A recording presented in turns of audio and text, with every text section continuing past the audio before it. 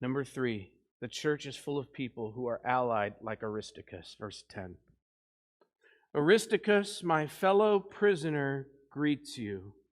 Now, that doesn't seem like a lot, but we can put more together from the rest of the canon of Scripture. It says here that Aristarchus is Paul's fellow prisoner. What we know about Aristarchus is that he is a native of Thessalonica. Thessalonica is the city is the region and the church to which the books of 1st and 2nd Thessalonians are addressed to.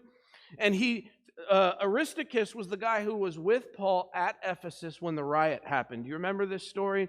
A riot breaks out in the Ephesian theater, and Paul wants to go in to plead his case, and he has to be held back for his own safety and for his own good, or they would have torn him apart. You know who was by his side when that happened?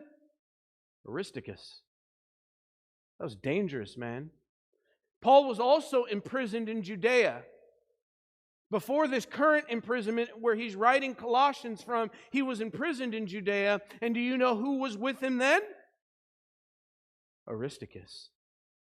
And so now here he is again, imprisoned and on house arrest in the city of Rome. And according to the text here, that we can pretty much deduce, Aristarchus is with him again, got swept up with Paul. We don't hear that story very often. The takeaway here is that he was willing to suffer not just for the gospel, but with Paul for the gospel. And the church, Anthem Church, all churches need people who will be fellow prisoners, who will be fellow sufferers with one another and for the gospel of Jesus Christ.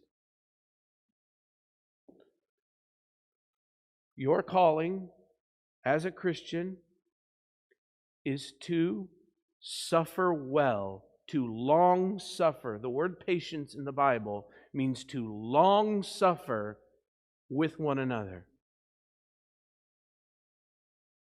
I can't tell you how many times the Bible is saying, you're gonna suffer, do it together, or you're not going to finish.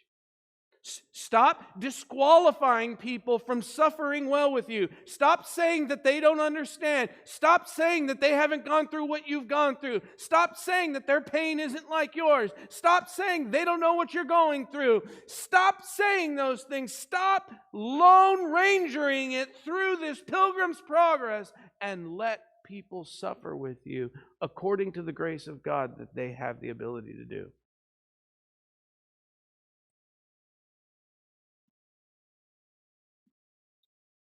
Proverbs says, a friend loves at all times. This is chapter 17, verse 17.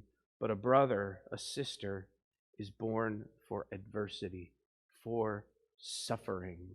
There is nothing in this proverb about that they have to have suffering that is commiserate with your own in order to do that.